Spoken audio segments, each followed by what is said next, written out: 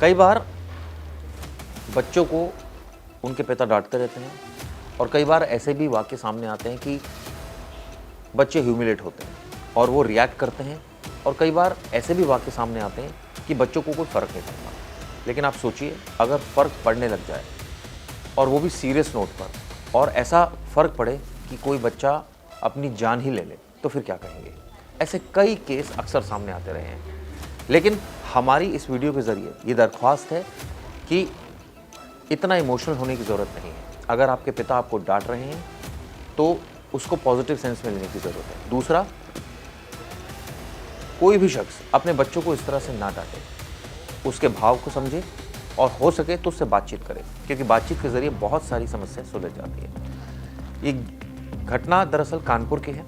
कानपुर में जो कुछ हुआ उसने कई सवाल खड़े कर दिए। सवाल ये खड़े हुए कि 24 साल की उम्र में एक शख्स अपने पिता से परेशान होकर अब खुदकुशी क्यों कर रहा है?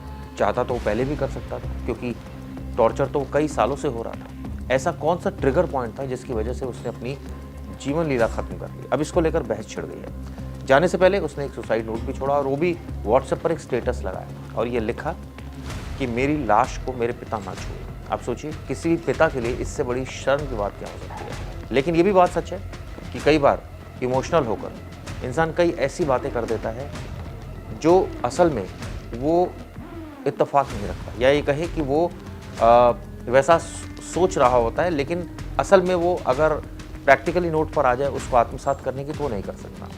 ऐसा ही मामला है कानपुर का। कानपुर में कचहरी है।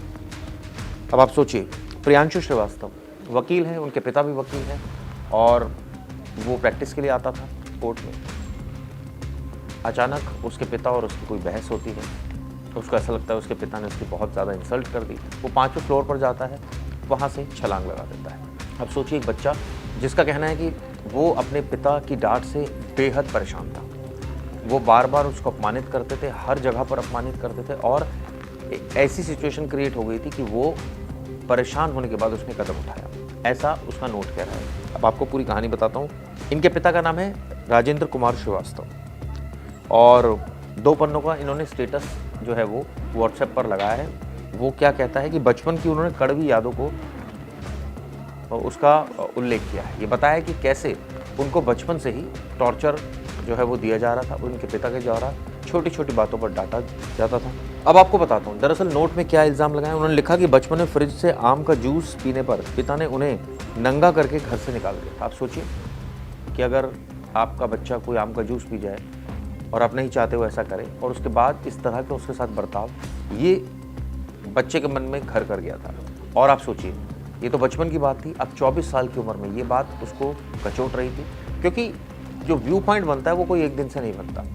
कई ऐसे एपिसोड होते हैं, कई ऐसे इंसिडेंट होते हैं जिसके ज़रिए जो बच्चा है वो इस तरह की मानसिकता अपने पिता के प्रति बना लेता है। अब अगला वो जिक्र करता है कि हाई स्कूल में उसके नंबर कम थे तो भी उसको बहुत ही ज़्यादा दुर्व्यवहार किया गया था उससे। इसके बाद कहता है कि भगवान मेरे जैसे पिता किसी को ना दे। ये बात लिखता है और साथ में लिखता है कि इच्छा जताई कि उनके पिता उनके शव को हाथ ना लगाए। आप सोचिए कितना इमोशनल होकर उसने कदम उठाया। हालांकि हम इस कदम की किसी भी सेंस में तरफदारी नहीं कर रहे। ये बेहद गलत कदम है। इस तरह के कदम नहीं उठाने चाहिए। अगर उनको कोई तकलीफ थी तो वो डिस्कस कर सकते थे, काउंसलिंग ले सकते थे, और बहुत सारे ऐसे तरीके जो वो आजमा सकते थे। अब और आगे वो क्या लिखते हैं। प्रियांशु कहते हैं वकील बन गए थे, लेकिन ना तो उनका अपना कोई चैम्बर है, ना कोई ऑफिस है। वो दिन भर पिता के लिए काम करते रहते थे।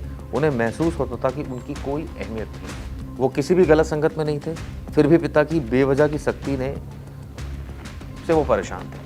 यानी उनका कहना है कि इस तरह की वो सख्ती करते थे जिस वजह से वो बेहद परेशान रहते थे, और इसी वजह से उन्होंने कदम उठा लिया। अब आप सोचिए, इसकी इन्वेस्टिगेशन चालू हो गई है। जो नोट लिखा है उसने लिखा है नहीं, इसकी भी जांच हो रही है। लेकिन ये अब कानपुर की जो कचहरी है वहाँ पर ये एक नोट जो है और ये घटना चर्चा का विषय बनेगी इसलिए क्योंकि ये एक बड़ी अजीब सी भी घटना है। क्योंकि 23-24 साल का अगर कोई शख्स जो कि मैच्योर भी है, जो कोर्ट जा रहा है, जो समाज के हर एक रंग को देखता है, कोर्ट में क्या समाज में चल रहा है उसको भली भांति पता होता है, उसके बावजूद वो इस तरह के कदम उठा रहा है, तो जाहिर तौर पर सवाल भी कई खड़े हुए। जाते जाते इस मामले में आपको उन लोगों की, उन वकीलों की भी बाइट सुनवाता हूँ जो वहाँ मौके पर थे। इसके अलावा पुलिस का क्या कहना है वो भी सुन। मंजू से पूछ के आत्महत्या कर ली, क्या है हाँ, युवा अधिवक्ता प्रियांशु श्रीवास्तव, उनके पिताजी भी यहाँ वकील हैं उनके पुत्र प्रियांशु ने अभी करीब 1 घंटे पहले ऊपर से कूद के सुसाइड कर लिया है और उन्होंने अपना सुसाइड नोट भी स्टेटस पे डाला था। ये बहुत अत्यधिक दुखद घटना है और सिर्फ इतना कहेंगे, इस पर तत्काल जो बिल्डिंग है ये न्याय भवन, इसमें चारों तरफ जाली मजबूत लगाई जाए। कुछ दिन पूर्व एक स्टेनो कर चुकी हैं। इससे ज़्यादा दुखद कोई घटना नहीं हो सकती। सुरक्षा की व्यवस्था नगण्य है। आप लोगों ने सुसाइड नोट पढ़ा, उसमें क्या बताया, उसमें क्या? वो अपनी मर्जी से कर रहे हैं। बाकी घर में थोड़ा बहुत तो चला ही करता है, उस पर कोई बात ऐसी नहीं थी। लेकिन अब बच्चा है, किसी भावावेश में उसने ऐसी कदम उठा लिया जो नहीं उठाना चाहिए था। एक व्यक्ति जो कि पेशे से अधिवक्ता हैं, उनके द्वारा आत्महत्या कर ली गई है।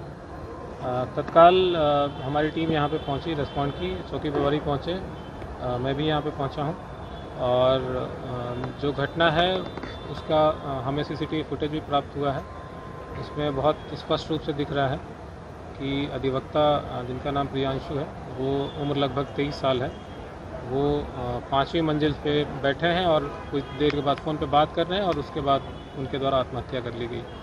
आत्महत्या करने के पूर्व उनके द्वारा अपने व्हाट्सएप स्टेटस पे एक सुसाइड नोट भी डाला गया है, जो कि यहाँ पर उपस्थित अधिकांश जो हमारे अधिवक्ता हैं उनके मोबाइल में उन लोगों ने इसका स्क्रीनशॉट भी सेव कर रखा है। तो अभी उस सुसाइड नोट को भी हम अध्ययन कर रहे हैं। बाकी जो बॉडी है तत्काल यहाँ से पोस्टमार्टम के लिए उर्सला भेजा गया। उर्सला से फिर वो हेलेट जाएगी, जहाँ पे उसका पोस्टमार्टम किया जाएगा। सर, परिजनों से कुछ बात हुई आपकी? उनके फादर, अभी उनसे मेरी बात हो रही थी, तो फादर भी बहुत शॉक की कंडीशन में है, कुछ बताने की स्थिति में नहीं है। बहरहाल जो भी उनके द्वारा लिखित में तहरीर दी जाएगी, उस पर कार्रवाई अमल में लाई जाएगी। सर, सुसाइड नोट में क्या, सुसाइड नोट द्वारा कारण क्या दिखाई समझ में? देखिए, सुसाइड नोट बहुत लेंदी है, 2 पन्ने का है, बहुत बारीक उन्होंने लिखा है। अभी उसको हम लोग देख रहे हैं और उसके बाद जो भी उसमें इंफॉर्मेशन होगी आपके साथ हम साझा करेंगे।